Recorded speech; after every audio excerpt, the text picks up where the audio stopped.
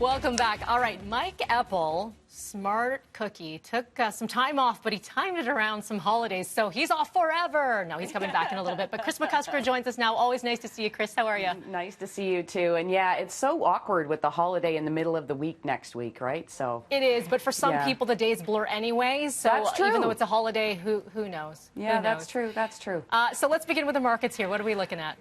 Okay, well, we've seen some fluctuation on futures markets in the U.S. so far this morning, and we did see a bumpy start to the session yesterday, so this is certainly not unprecedented. Now, coronavirus cases in the U.S. continue to hit record highs, and that's got investors a little concerned, let's say. More than 37,000 new cases in the U.S. just yesterday, led by Florida, Texas, California, and Arizona. Now, the coronavirus task force will meet with reporters today. That task force has not held a briefing now since April the 27th. As far as Bay Street goes, it is trying for a second winning session. Okay, it's not much to write home about, but you got to take the wins where you can. Bay Street pretty close to eking out a gain this week. We'll see how today plays out.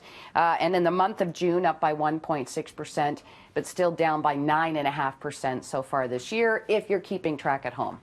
I know you are. Definitely. Yeah. Well, a lot of people are, actually. Let's talk about gas prices. Seen a major swing here. Yes, we did see a drop in gas prices overnight of 4 cents. That's always nice to see, although, you know, well, I guess we're driving a little more nowadays. The price for oil, though, has come off a little bit, and it is likely looking at a losing week for only the second time since April. The thinking here is, again, back to those record number of coronaviruses in the U.S., clouding the demand outlook. So, yeah, obviously if people are sick, they're not going to be driving. So oil this week looking at a drop of 1.6%. It's just shy of $40 a barrel this morning. I'll take you back to April when the price for oil went negative for the first time ever. And this kind of resurgence, let's say, in oil has prompted some Canadian oil producers to sort of slowly start to get back to business. Baytex Energy is bringing back online some of the wells that shut down in April and May. This is the Calgary-based producer.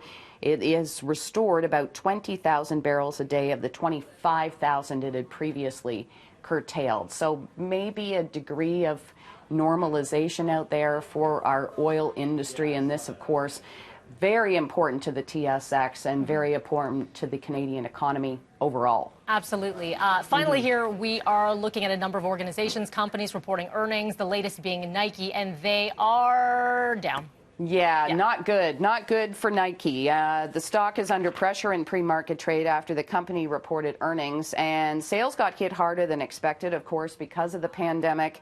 The world's biggest athletic brand posted a surprise loss, a sign that the forced store closures took a bigger toll than expected. So revenue down 38%.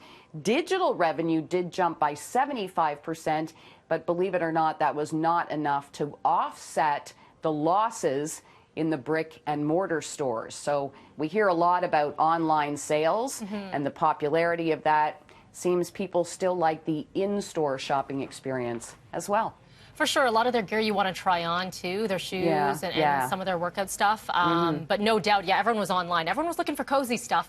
Yeah, cozy, comfortable, yeah. All right, Kris, have yourself a great weekend. Nice to see you. Yes, you too. We'll see you Monday. You got it. Okay. All right.